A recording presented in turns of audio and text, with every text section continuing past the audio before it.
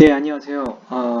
계속 시리즈로 지금 칼럼과 블로그에 대해서 유튜브를 하고 있는데, 아, 이번에 다룰 내용은 지난번에는 홈오너, 셀러 입장에서의 이점, 어드밴티지에 대해서 살펴보았는데, 이번 칼럼에서는 자주 문의받고 있는 사항에 대해서 정리해 보겠습니다. 저는 어센 텍사스에서 부동산 중개업을 하고 있는 안재원입니다.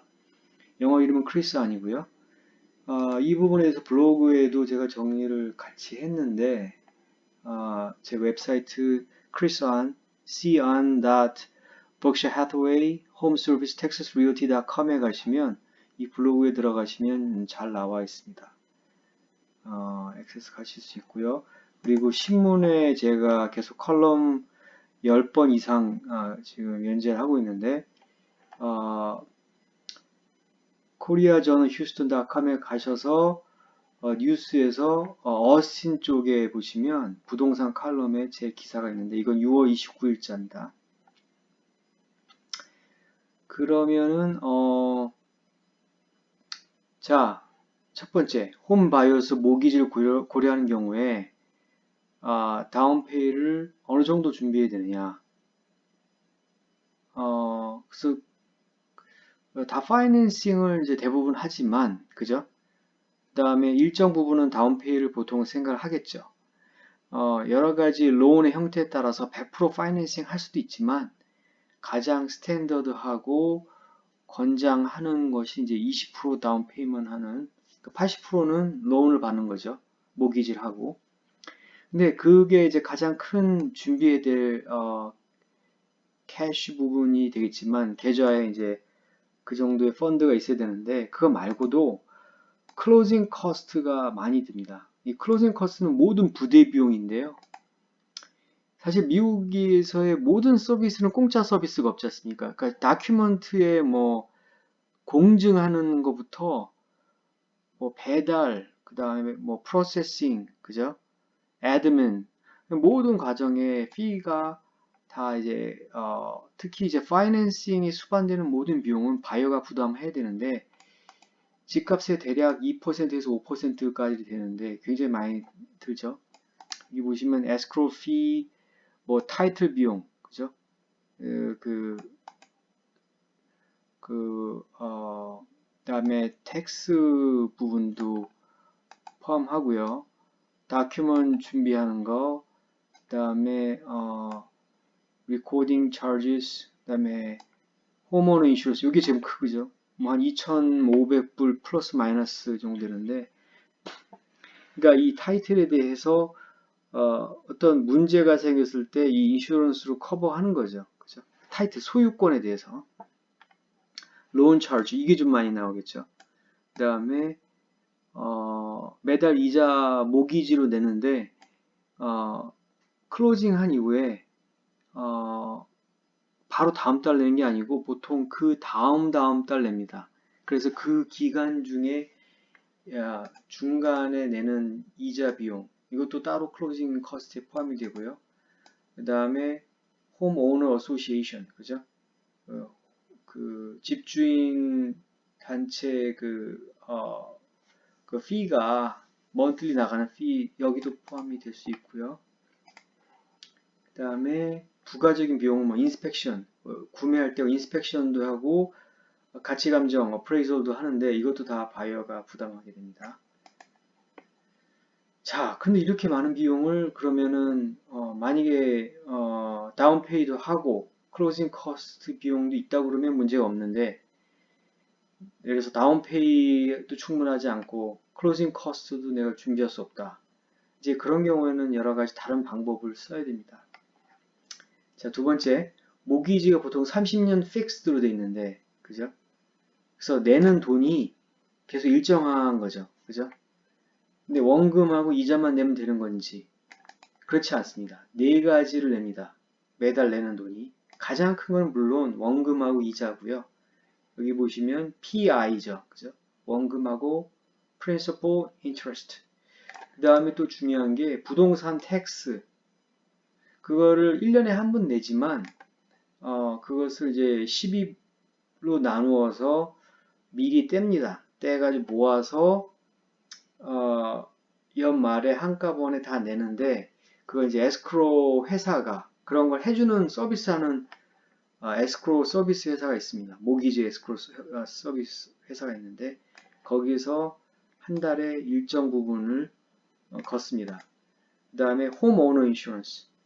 그러니까 어차피 모기지를 하게 되면 홈 오너 인슈런스는 필수입니다. 그리고 에스크로 서비스도 이용을 해야 됩니다. 내가 알아서 텍스를 내고 보험을 내겠다. 안 됩니다. 에스크로 서비스는 반드시 이용을 해야 되고요. 그래서 PITI를 합산한 것이 한 달에 내는 실제 비용입니다. 자, 프로퍼티 텍스 부동산 세금은 여기 어심 기준으로 했을 때 뭐 다 똑같은 건지 그렇지 않습니다. 2점대 초반도 있고 여기 2.5가 있는데 그죠? 2점대 초반도 있고 3% 초반도 있고 그러니까 1% 이상 차이 날 수도 있는 거죠.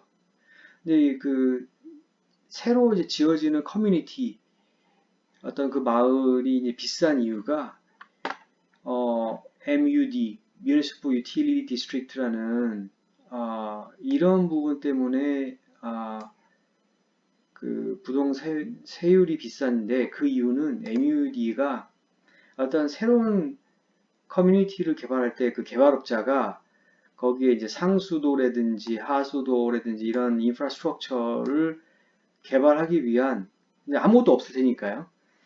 돈이 드는데 그거를 반드, 그래서 채권을 발행해서 비용을 충당하고 그것을 이제 새로 입주하려는 홈오너들이 부동산 세율에 그걸 반영해서 갚아 나가는 거죠. 그죠? 그래서 이제 MUD라고 하는데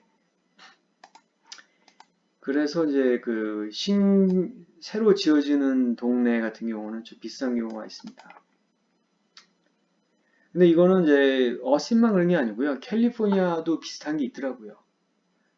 그런 것 때문에 올라가는 경우가 있고요. 그리고 부동산에서 프로퍼티 텍스가 텍사스가 다른 스테이트에 비해서는 좀 비싼 주 중에 하나입니다. 그 부분에 대해서 이제 좀 안 좋아하시는 분도 많이 계신데 그렇지만 이제 스테이트 인컴 텍스는 없지 않습니까? 그래서 주세, 주 소득세가 없는데 그게 가장 큰 장점이지만 부동산세는 다른 주에 비해서는 높은 편이다. 이게 장단점이 되겠죠. 자, 그리고 홈 인스펙션은 반드시 해야 되느냐? 이건 이제 그 전문가를 고용을 해서 한 500불 정도 플러스 마이너스 바이어가 부담하는데 구매할 때 반드시 해야 되고 리얼터 중개인은 반드시 레커멘드를 하게 돼 있는데 그 이유는 집에 여러 가지 그 리페어 하는 부분이 사실은 얼마 안 되는 소액인 경우에는 크게 중요하지 않지만 여기에 한 5대 중요한 게 루핑이라든지 그죠? HVAC 그러니까 에어컨이라든지 히터라든지 벤틸레이션 공조기 파운데이션 그 다음에 플러밍 배관이라든지 엘렉트리컬 전기 이런 부분은 문제가 있을 경우에는 몇천 불에서 뭐 만 불 넘어가는 경우도 있거든요. 그런 경우에는 데미지가 엄청 크죠. 따라서 사실 이런 부분을 좀 더 그 전문가를 통해서 리스크가 얼만큼 되는지를 에스티메이트 하는 겁니다. 물론 인스펙터도 실수하는 경우가 있지만 어떤 큰 부분에 대해서는 위험을 전문가가 미리 진단을 해주기 때문에 반드시 필요한 상황이고요. 굉장히 중요합니다. 집 감정도 중요합니다. 특히 언제 중요하냐면 모기지를 하는 경우에 랜더가 반드시 필수사항이 그 값에 감정을 해서 그 감정가의 그 기준으로 대출을 하는 겁니다. 그러니까 내가 원하는 대출을 하는 게 아니고 예를 들면 10만 불짜리 집을 사는데 제가 2만 불 20% 다운페이하고 80% 론을 하는데 그게 론 내 저의 인컴이나 이런 거에 맥스라고 가정했을 때 난 더 이상 돈이 없어요. 그런데 이제 모기지 회사가 가치감정사 이제 계약을 하고 클로징 전에 보통 이제 옵션 피리어드 지나고 이제 론 프로세스 할 때 어프레이저를 사실은 고용을 렌더가 하고 그 비용은 바이어가 냅니다. 이제 뭐 400불, 500불 이렇게 들 수 있고요. 근데 이제 문제가 어떤 경우냐면 오퍼한 그 가격에 똑같이 이밸루에이션이 나온다면 문제가 없습니다. 그렇지만 만약에 오퍼가 억셉트 된 가격이 11만 불이다. 만 불이 더 올라갔죠.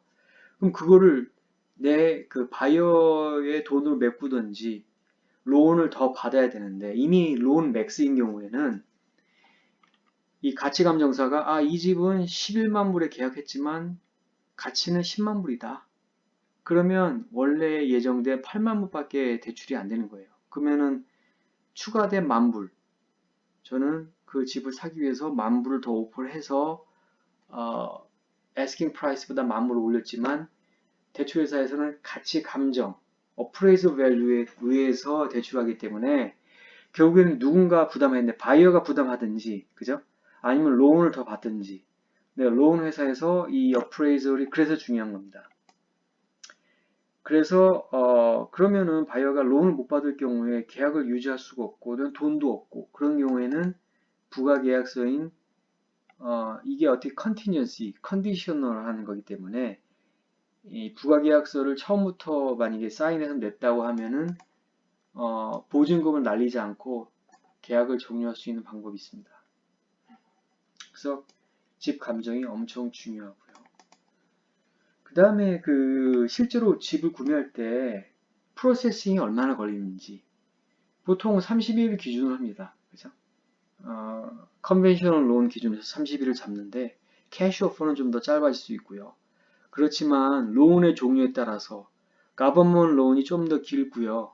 그 다음에 non-QM, 뭐 뱅크 스테이트먼트 론 같은 경우에는 45일, 50일, 2달까지 걸릴 수 있습니다. 따라서 어떤 모기지에 따라서 리타임이 달라지기 때문에 바이어는 당연히 처음부터 그 부분에 대해서 인지하고 클로징 데이트나 무빙 데이트를 잘 결정을 해야 되고요. 셀러와 그 셀러를 대변하는 리스팅 에이전트도 오퍼를 받을 때 어떤 론을 쓰고 있는지, 어떤 론으로 어플라이를 하고 있는지 바이오 쪽에서 이런 부분을 프로세스에 대한 부분을 이해하는 데 도움이 될 겁니다.